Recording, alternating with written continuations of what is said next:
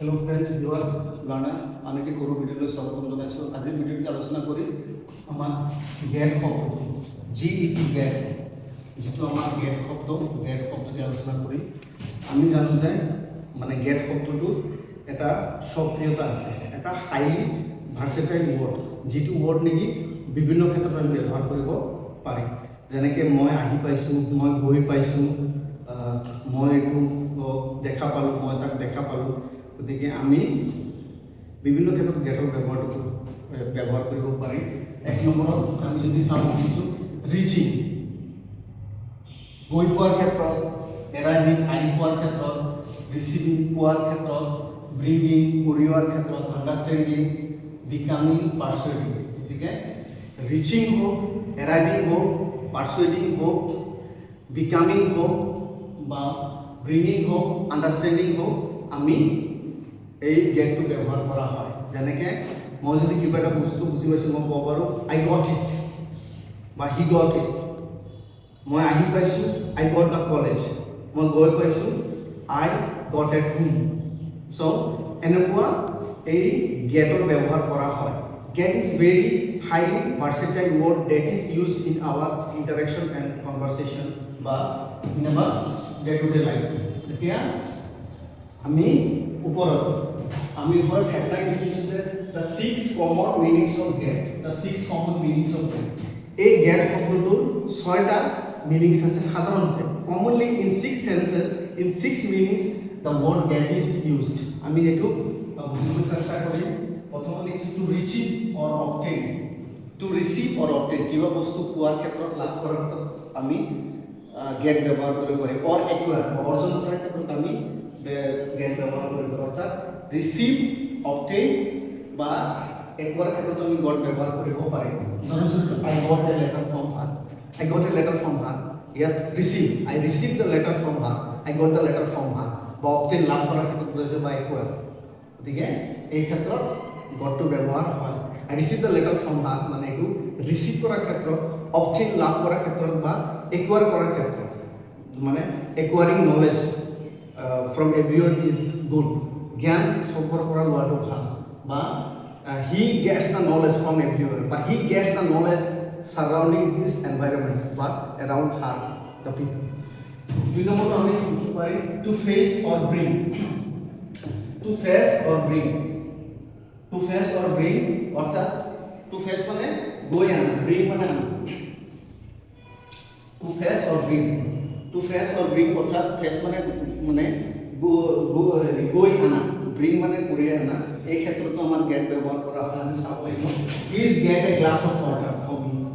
Please get a water for me অৰ্থাৎ অনুগ্ৰহ কৰি মোৰ কাৰণে এগিলাছ পানী আনো। এইটো ফেচৰ ক্ষেত্ৰত বা ব্ৰিঙৰ ক্ষেত্ৰত। যেনেকৈ আমি কাৰোবাক যদি কওঁ bring the chair, bring the chair, bring the book. এই ব্ৰিঙৰ কাৰণে আমি ক'ব পাৰি get the book, get the book for me বা get the chair for me. So' bring হওক বা ফেচ হওক। ফেচ মানে FETCH, ফেচ মানে হৈছে গৈ অনা। FETCH, ফেচ মানে হৈছে গৈ অনা।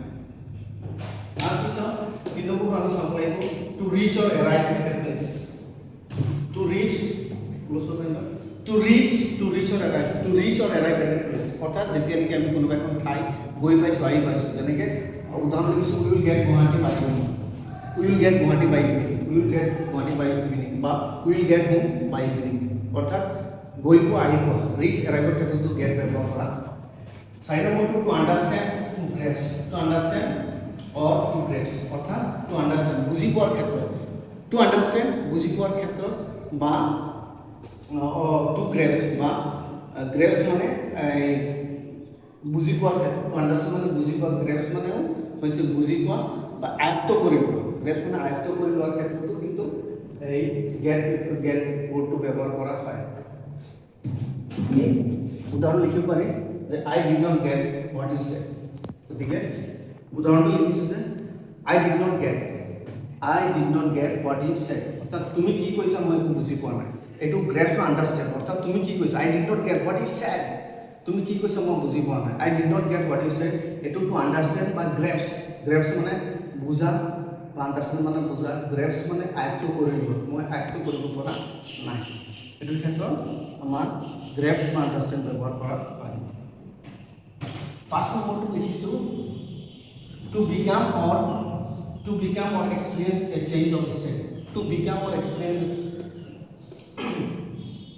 আমি 5 নম্বৰটো লিখিছোঁ to become or experience a change of state to become or experience a change of state অৰ্থাৎ কি যেতিয়া কিবা এটা অৱস্থাৰ পৰিৱৰ্তন হয় যেতিয়া কিবা এটা অৱস্থাৰ পৰিৱৰ্তন হয় কিবা এটা অভিজ্ঞতাৰ পৰিৱৰ্তন হয় সেই ক্ষেত্ৰত get ব্যৱহাৰ কৰা হয় এটো আমি লিখিছোঁ it is getting dark যে এতিয়া এন্ধাৰ হৈ আছে এটো হৈছে change of state it is getting dark he is growing old his hair turns yellow gets yellow গতিকে এনেকুৱা ক্ষেত্ৰতো get ব্যৱহাৰ কৰা হয় অৰ্থাৎ চেঞ্জিং অফ state বা experience or to become last but not the least to persuade or cause something to happen to persuade or to cause something happen to persuade or cause something happen to persuade or cause something happen অর্থাৎ বাধ্য কৰোৱা বা হুৱাই লোৱা to cause something happen or to persuade 6 নম্বৰটো হৈছে to persuade or to cause something happen অৰ্থাৎ বাধ্য কৰোৱা বা হুৱাই লোৱা আমি লিখিছোঁ উদাহৰণ He got her brother to wash the dishes. He got her brother to wash the dishes. অর্থাৎ তাই ভাই বাধ্য কৰাই লৈছিল বা হুৱাই কৰাই লৈছিল যে কাহিনীখিনি ধুবৰ কাৰণে so friends viewers and learner আমাৰ যেটো গেট শব্দ আমাৰ এই গেট শব্দটো এটা হাইলি ভাৰ্সেটাইল ওয়াৰ্ড এটা অলপ মানে এডভান্স ওয়াৰ্ড বুলি আমি ক'ব লাগিব বিকজ এই গেট শব্দটোৰ দ্বাৰা আমি জেনাৰেলি যেটো come I arrived at home he reached at home he is becoming old বা পাৰ্সুডিঙৰ ক্ষেত্ৰতে হওক আণ্ডাৰষ্টেণ্ডিঙৰ ক্ষেত্ৰতে হওক বা বিকামিঙৰ ক্ষেত্ৰতে হওক ৰিচিভিং ব্ৰিঙিঙৰ ক্ষেত্ৰতে হওক আমি get ব্যবহাৰ কৰিব পাৰি he is getting old I got home I got the news মই খবৰটো পালো বা what you said I did not get তুমি কি কৈছা মই বুজি পোৱা নাই so আমাৰ এই get শব্দটো ৰিচিভিং হোক ৰিচিং হোক এৰাইভিং হোক বিকামিং হোক বা বিকামিং হোক পাৰ্সুডিং হোক আণ্ডাৰষ্টেণ্ডিং হোক ব্ৰিঙিং হোক এই ক্ষেত্ৰত ব্যৱহাৰ কৰা হয় আৰু